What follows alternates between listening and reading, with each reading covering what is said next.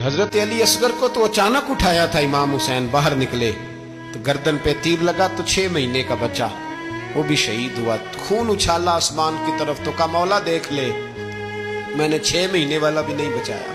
हजरत जनाबे ज़ैनब इमाम हुसैन की सगी बहन है, इनके 2 बच्चे थे औन और मोहम्मद। जब इमाम हुसैन मैदान में जाने लगे तो जनाबे ज़ैनब बच्चों से कहने लगी ना, पहले भाई नहीं जाएगा, पहले भांजे जाएंगे। 2 बच्चे शहीद हुए।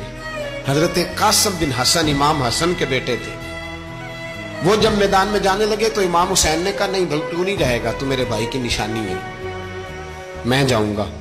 तो हजरत कासिम बिन हसन ने एक तावीज खोल के दिया। अब्बा जी मेरे वालिद ने कहा था जब बड़ी मुश्किल आ जाए तो तावीज खोल के देखना, तो आज बड़ी मुश्किल आई है तो मैंने तावीज खोला है, तो ये देखें क्या लिखा है, ये तो रुका है, तावीज है ही नहीं। जब खोल के देखा तो उस पर लिखा था कासिम अगर हुसैन पे कोई कड़ा वक्त आ जाए तो बेटा के आगे आगे रहना, अगर कड़ा वक्त मेरे भाई पे कभी आ जाए ना, देखना इसके आगे आगे चलना, इसे हसन की कमी ना महसूस हो। भाइयां जिहा साक नहीं कोई जे विच खार ना होवे।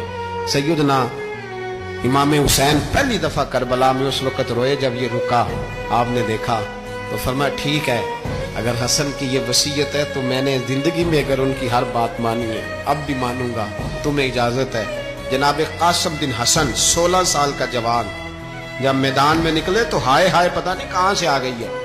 इमाम कासिम बिन हसन जब मैदान में निकले तो तबरी से लेकर अल्लामा अबुल हसनात साहब सबको पढ़ के तो देखो, 3 दिन की प्यास है, शदीद आजमाइश है, दुख है, तकलीफें हैं, फिर भी पहली दफा जब मैदान में गए हैं वापस आए हैं 19 लोगों को कत्ल करके वापस आए। सुनाओ किस्सा खैबर को, तमामी अपने बच्चों को अली की दास्तां सुन के दिलों से डर निकलता है।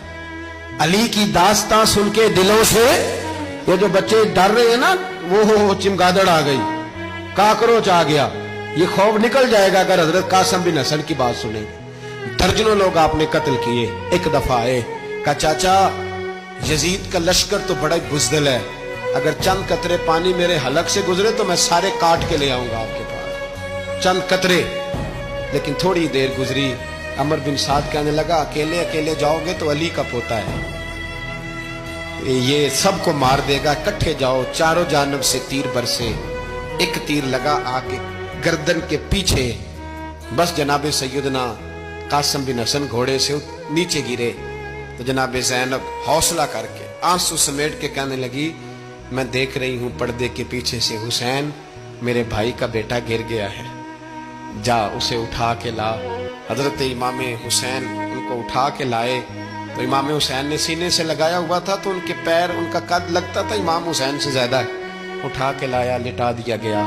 इमाम हुसैन के अपने बड़े बेटे मैदान में निकलने को, अली अकबर नाम है, जब जिन लोगों ने हुजूर को नहीं देखा था वो जब कहते ना हमने नबी पाक का दीदार नहीं किया तो बताओ किस तरह के थे, तो बताया जाता था कि जनाब अली अकबर का दीदार, हम शबीह मुस्तफ़ा।